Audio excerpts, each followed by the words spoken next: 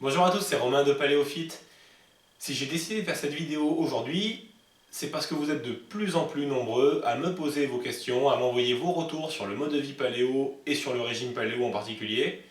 J'ai donc décidé de créer cette vidéo pour répondre à toutes vos questions et vous montrer celles qui sont le plus posées aujourd'hui sur le blog. Mais avant ça, je voulais vous remercier pour toutes les contributions que vous êtes tous les jours nombreux à me faire sur le blog. Ça le fait vraiment avancer de manière positive et je vous remercie pour ça. Donc maintenant c'est parti, je vais vous montrer les remarques et les questions qui sont le plus souvent posées sur le régime paléo et qui je pense peuvent vraiment vous intéresser. En fait, quand je dis question, je veux plutôt dire inquiétude. Oui, plusieurs de mes lecteurs m'ont fait part de leurs inquiétudes sur le régime paléolithique, et je pense qu'ils ne sont pas les seuls dans cette situation. Du coup, je vais vous montrer les 4 inquiétudes les plus répandues sur le régime paléo, et vous prouver qu'elles ne sont pas fondées. Allez, c'est parti. La première est, le régime paléo est un régime, je ne vais donc pas prendre de masse musculaire. On pourrait croire que oui, mais comme vous le savez, le régime paléo n'est pas vraiment un régime, c'est un mode de vie. Le mot régime est simplement un moyen d'illustrer la façon de manger, et n'est pas synonyme de restriction. Au contraire, le régime paléo est l'un des seuls régimes qui ne joue pas sur les quantités de nourriture, mais simplement sur la qualité de la nourriture. La nuance est de taille. En paléo, vous mangez principalement des protéines qui représentent 40% de vos apports en énergie. Les protéines sont la matière première du muscle. Il n'y a donc pas de raison de ne pas prendre de muscle avec le régime paléo si vous vous entraînez à côté. D'ailleurs, depuis que je suis un paléovore, ma masse musculaire n'a pas cessé d'augmenter, et c'est le cas de beaucoup d'autres pratiquants. La deuxième inquiétude est, en régime paléo, il n'y a pas de sucre, donc je ne vais pas avoir assez d'énergie pour m'entraîner. Je pense que certains ont assimilé le fait que l'on ne mange pas de produits céréaliers à on ne mange pas de sucre, donc pas d'énergie. Or c'est faux, en paléo on mange des glucides, mais des bons glucides, à index glycémique bas, qui ne font pas stocker de graisse. L'idée répandue est que les produits céréaliers sont indispensables pour avoir de l'énergie. Ça vient de la publicité des grands industriels, mais en pratique c'est totalement faux. Avec le régime paléo, vous mangez des fruits, des légumes et des baies, qui vous apporteront tout ce dont vous avez besoin en termes d'énergie et d'apport glucidique. Posez-vous la question de savoir comment pouvaient bien faire nos ancêtres pour chasser et se déplacer jour après jour sans produits céréaliers. Ils y arrivaient mieux que nous, et mangeaient uniquement ce que la nature leur offrait. Donc pas d'inquiétude, si vous respectez le régime paléo, vous ne manquerez pas d'énergie. Vous vous sentirez même plus en forme qu'avec votre ancienne alimentation, car vous ne subirez plus les coups de barre et les pics d'insuline que provoquent les produits céréaliers et les produits sucrés en général. La troisième affirmation maintenant a été le régime paléo est un régime trop restrictif, je n'arriverai pas à le tenir.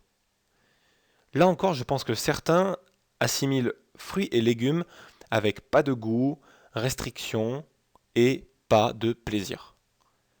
Je peux vous assurer que si vous faites le tour de tous les aliments qui se mangent en régime paléo, vous allez vous retrouver avec une liste impressionnante.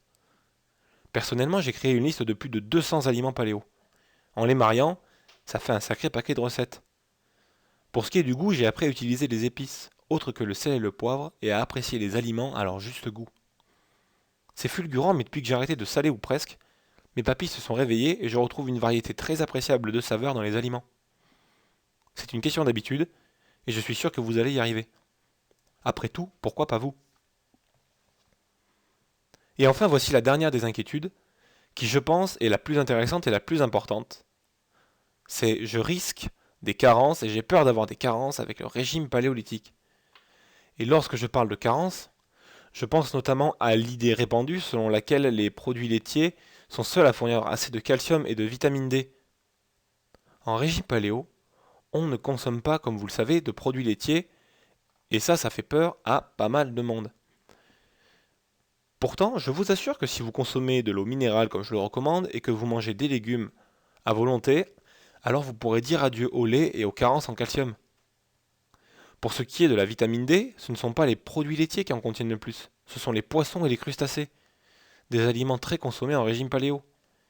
Malheureusement, c'est encore une histoire de propagande et de publicité qui a conditionné notre esprit depuis l'enfance à croire que les produits laitiers sont indispensables. Les hommes préhistoriques n'en consommaient pas, et avaient des os bien plus forts que les nôtres. Des recherches scientifiques ont d'ailleurs montré que l'alimentation paléo était l'alimentation qui s'approchait le plus de l'alimentation optimale pour l'homme. Je vous recommande d'ailleurs le livre suivant, Les mensonges et propagande. Je pense qu'il vous fera vite changer d'avis sur les produits laitiers. Vous verrez que vous ne manquerez pas de calcium et de vitamine D avec le régime paléo. Pour ceux qui sont intéressés par le livre, j'ai mis un lien en dessous de la vidéo qui vous amènera sur le site de vente. Bref, j'espère avoir coupé court en fait aux idées reçues et aux inquiétudes qui pouvaient planer autour du régime paléo. Mais encore une fois, les 4 que je vous ai présentés dans la vidéo ne sont pas nécessairement les seuls qui peuvent vous inquiéter. Donc surtout si vous avez d'autres questions qui vous paraissent importantes sur le régime paléo, n'hésitez pas à m'en faire part, soit par le biais de mon formulaire de contact, soit en laissant un commentaire en dessous de la vidéo. Comme ça, je ferai une deuxième vidéo avec les autres inquiétudes des autres lecteurs. Je n'oublie personne, donc n'hésitez pas à m'envoyer vos retours. En tout cas, je vous remercie d'avoir pris le temps de regarder cette vidéo. J'espère qu'elle aura pu vous apporter un petit plus, qu'elle aura pu enlever tous les freins que vous aviez sur le régime paléo et qu'elle va vous permettre de vous lancer en toute sérénité et en toute quiétude dans le mode de vie paléo.